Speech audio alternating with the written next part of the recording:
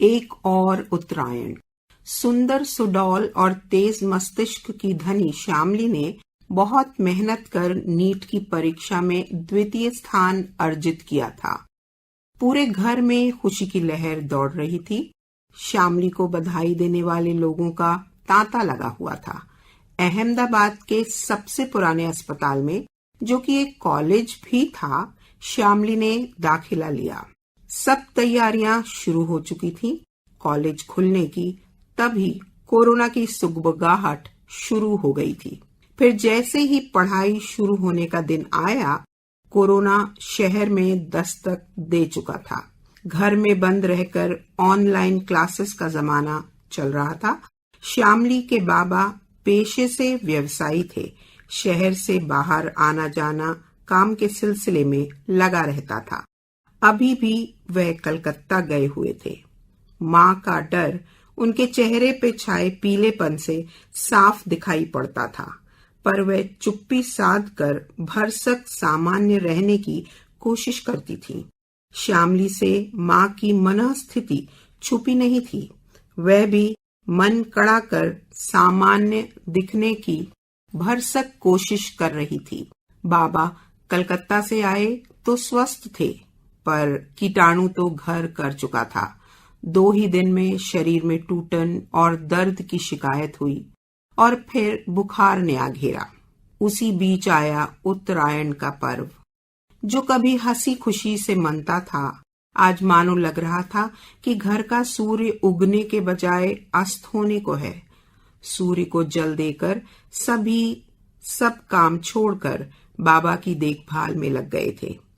माँ से ज्यादा चाची बाबा की सेवा में लगी रहती थीं।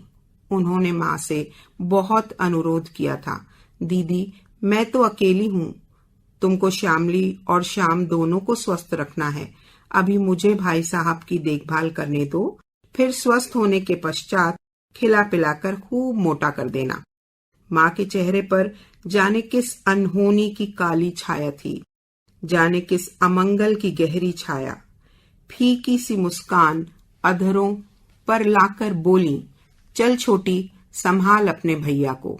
धीरे धीरे ज्वर की तीव्रता बढ़ती गई और फिर उसने चाची को भी अपनी गिरफ्त में ले लिया था।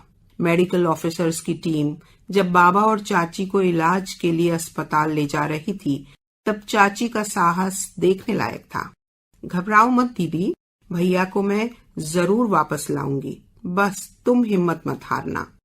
पर ढांढस अधूरा ही रह गया और तीसरे दिन ही दोनों के अवसान की खबर ने श्यामली और माँ को तोड़ के रख दिया था। आंसू भी कितने आते, अब वह भी आंखों में ही सूख जाते थे। कमजोरी ने माँ को ऐसा घेरा कि उन्होंने फिर बिस्तर पकड़ लिया था। धीरे धीरे श्यामली की कठिन सेवा के पुण्य प्रताप से जब एक प्रहर माँ ने अपने आप श्यामली से चाय मांगी, तब श्यामली को राहत की सांस आई। अब कोरोना की वैक्सीन घर घर लग रही थी। वापस स्कूल कॉलेज खुलने लगे थे। साल पूरा चक्कर लगाकर फिर जनवरी के द्वार पर खड़ा था और साथ खड़ी थी संक्रांति, सूखी ठूंठ जैसी, मानो उन लड्डुओं जैसी जो महीनों के बासी होने के कारण सूखकर ठूंठ हो गए हों। अब त्योहार का मानो श्यामली के जीवन में कोई महत्व ही नहीं रह गया था। जैसी सूखी संक्रांति आई थी, वैसी ही सूखी चली गई। धीरे धीरे कोरोना की लहर धीमी होती जा रही थी। जनजीवन सामान्य की ओर अग्रसर था, पर श्यामली के घर से तो खुशी ने जैसे मुंह ही मोड़ लिया था। माँ श्यामली की ओर देखकर झूठी हंसी हंसने की कोशिश करती और श्यामली माँ को प्यार से ऐसे चिपटाती मानो कुछ हुआ ही ना हो। दोनों एक दूसरे को सामान्य होने का भ्रम दे रहे थे। इस बीच परीक्षा की तैयारी में जुटी श्यामली माँ की तरफ खास ध्यान ना दे पाई थी। उल्टा माँ ही श्यामली के खान पान का ध्यान रखती थीं। घर लौटते वक्त एक दिन श्यामली के मन में अनेकानेक विचार उठ रहे थे। अब धीरे से कॉलेज का दूसरा साल भी अंत की ओर अग्रसर था। पास बनी बेंच पर थोड़ी देर बैठी श्यामली ऊंची उड़ती पतंग को देखकर अनायास ही सोच उठी, पतंग और जीवन कितने समान हैं। उसकी पुरानी मीठी यादें फिर एक बार आंखों के सामने झिलमिला गईं। कितनी पतंगे उड़ाती थी बाबा के साथ मिलकर वह। तब भी वह सोचती थी, जीवन पतंग के समान हिलोरे लेता आगे उत्कर्ष की ओर अग्रसर रहता है। शायद जीवन और पतंग को उसने इतना एकाकार कर लिया था कि उसे साल भर सिर्फ संक्रांति का ही इंतजार रहता था, जिसे यहाँ अहमदाबाद में उत्तरायण भी कहते हैं।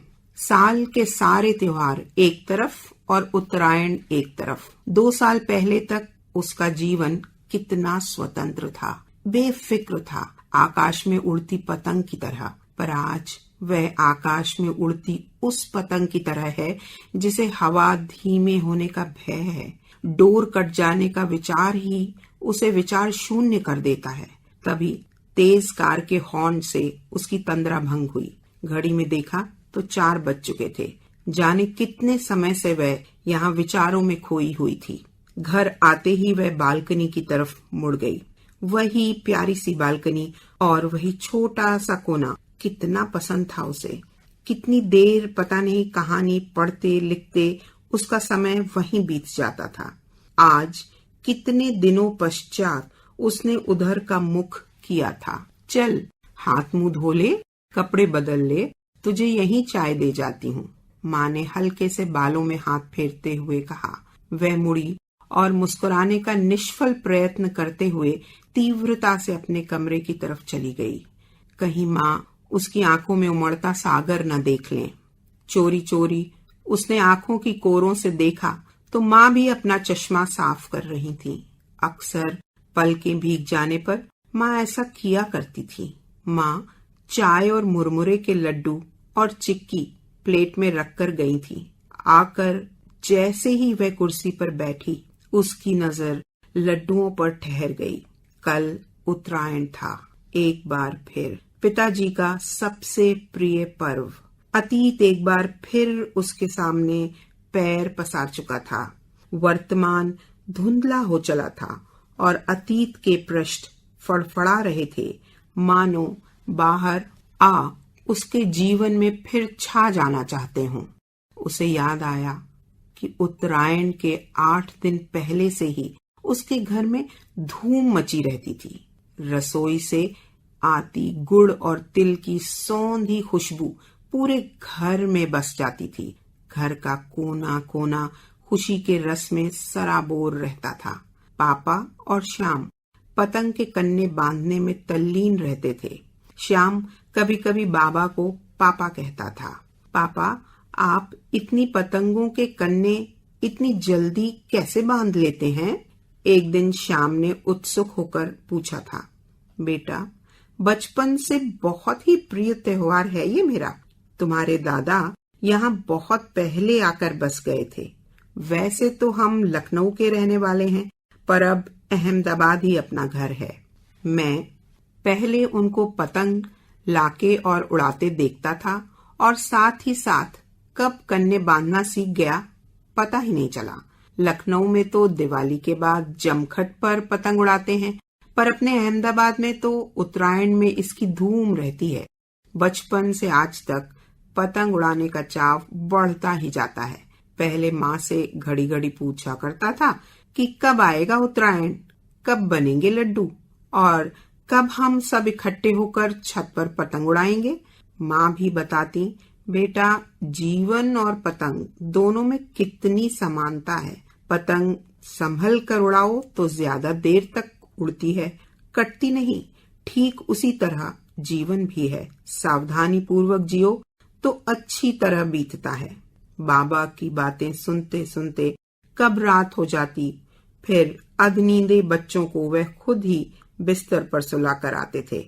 बाबा को छत पर पतंग उड़ाते, सारे पड़ोसियों के साथ मस्त हो हंसते खिलखिलाते बतियाते देख माँ कहती, तुम्हारे पिताजी काम के कारण कभी फुर्सत नहीं पाते, बस इन्हीं 2 दिनों में कुछ सुस्ता लेते हैं और फिर तरोताजा हो जाते हैं साल भर के काम के लिए।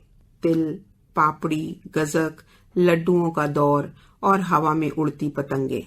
ले लपेट, ढील दे, ए गई गई, ऐसी आवाजों से मानो सारा मोहल्ला गूंज उठता था। दीदी, चाय पी ली हो तो कप ले जाऊं धोने को? ये तो कन्ना काकी की आवाज थी। ओह, उसकी विचार श्रृंखला को भंग करती हुई पान भरे मुंह में खीसे नुपोरते हुए काकी कप और प्लेट समेट रही थी। बाहर से आती खिलखिलाहट सुनकर वह शून्य में ताकने लगी। किसकी नजर लग गई उनकी खुशियों को? क्यों उनके जीवन का सूर्य एकाएक हमेशा के लिए डूबकर उन्हें अंधियारे में छोड़ गया? क्यों नहीं आती गुड़ की वह मिठास? क्यों विचलित कर जाती है गानों की ध्वनि और छतों पर बजते संगीत की धुनें? फिर उसे यकायक नीरज की कविता याद आई। उसकी एक पंक्ति, सावन नहीं मरा करता। तभी उसके मन में एक पुराना गीत भी झुनझुना उठा। बदल जाए अगर माली, चमन होता नहीं खाली, बहारें फिर भी आती हैं, बहारें फिर भी आएंगी। हाँ, सच ही तो है। उसे भी अब वर्तमान में जीना होगा। माँ को भी गृह उद्योग के कार्य पर लगाना होगा। फिर भैयू की शादी उसकी और माँ की जिंदगी में कितने रंग भर देगी। शायद इसी का नाम जीवन है। जब किनारे छूट जाएं तो छटपटाने के बदले हाथ पैर मारते रहने से ही फिर लहरें अपने आप ही नाव को किनारे लगा देती हैं। शाम ढलने को थी। वह भी उठ खड़ी हुई। कॉलेज के असाइनमेंट्स थे, उन्हें भी देखना था। आज उसके मन का वेग शांत था, मानो उत्तरायण के सूर्य ने उसे फिर एक नया रास्ता दिखा दिया था। एक सकारात्मक विचार श्रृंखला का समागम उसके मन मस्तिष्क में हो चला था। आज फिर उसकी छोटी सी बालकनी उत्तरायण के सूर्य की ऊर्जा से भर गई और उसके जीवन में नवीन किस्लय खिला गई। एक बार पर्दा बंद करते हुए उसने फिर बालकनी की कुर्सी पर नजर डाली तो लगा मानो बाबा वहां बैठे भावपूर्ण दृष्टि उस पर डाल रहे हों और आंखों ही आंखों में कह रहे हों, मेरी बेटी मेरे घर का सूर्य है, वह हमेशा चमकते हुए सूर्य जैसी रोशनी फैलाएगी। हाँ, सच ही कह रहे हैं बाबा। वह बोल उठी, आपकी बेटी हूँ, कभी दुख से हार नहीं मानूंगी। अरे बिटिया, कहाँ बड़बड़ाए रही हो? देखो तो कत्ती तेज बयार है। अब की साल खूब अच्छे से त्योहार मनाना। ये खुशनुमा हवा तुम्हें साल भर की खुशियां देकर जाएगी। अब की बार हम भी आएंगे छत पर तुम्हारे साथ, तिल की गजक खाने और ढेर सारा सुनहरा समय सुनहरी यादों में बटोरने बसाने। कन्ना काकी कहीं से एकाएक बोल पड़ी। श्यामली का फिर एक अलग तारतम्य बन रहा था। वह सोच रही थी, काश कोई डोर इतनी बड़ी होती जिससे वह इतनी दूर तक जा पाती जहां वह बाबा से मिल पाती। तभी लगा किसी ने फिर कहा, तुम्हें जीवन में सूर्य की ऊर्जा डालनी है, सूत्रधार बनना है, जीवन में फिर स्नेह बरसाना है। उठो, चलो और अग्रसर हो और जीवन में मृदुल संगीत से वातावरण को फिर संगीतमय बना दो और वापस लाओ तिल गुड़ जैसी सौंधी मिठास जो सारे घर में फैल जाए और खुशियों के रंग भर दे। श्यामली अपने में मग्न मंद मंद मुस्कुरा उठी, मानो उसे एक नया आकाश मिल गया था, पंख फैला के उड़ने को। इस बार के उत्तरायण ने एक नवीन ऊर्जा का स्रोत भर दिया था श्यामली के जीवन में।